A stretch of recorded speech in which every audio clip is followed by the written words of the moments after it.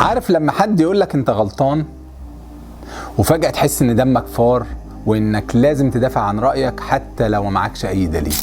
ده بنسميه الباك فاير افكت، اللي هو ان الموقف ده لما بيحصل معاك كأنه حد بيجي عليك انت شخصيا، فعلى طول بتلبس عباية العند وتدخل في معركة اثبات الذات. في السياسة لو بتناقش صاحبك وتقول له البرنامج ده فاشل مع ان انت معاك دليل، يرد مستحيل ده اعظم برنامج. بدل ما يسمع بيتمسك برأيه اكتر، كأنك هدمت احلامه. يا عم روق شوية، ده مجرد نقاش. في الرياضة بتدافع عن الغلط عشان ده بس فريقك، وانتوا طبعا عارفين اللي بيحصل في الاهلي والزمالك. لما تقول لحد الاكل المقلي خطر يقول لك يا عم انت هتعمل لي فيها دكتور دايت، ده احنا عايشين عليه من سنين، ايه اللي حصل يعني؟ النقاش هنا بيتحول لمعركة اثبات وصحة الماضي بدل ما يكون فيه منطق وافادة. ده بيحصل لان عقلنا بياخدها بشكل شخصي.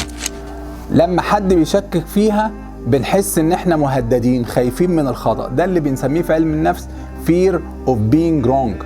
يعني احنا بنبقى قلقانين شويه.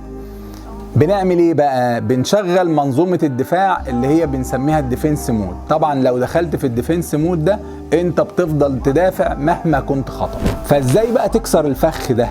اول حاجه افصل بين رايك وشخصيتك، لان رايك ممكن يتغير. بدل ما تقعد تجادل جدال ما يوصلكش لاي شيء، شوف ايه الحلو وامشي فيه، او ايه اللي ممكن يتغير وغيره، او ايه اللي ممكن تعمله افضل في التواصل ما بينك وبين صاحبك او ما بينك وبين اللي داير النقاش معاه.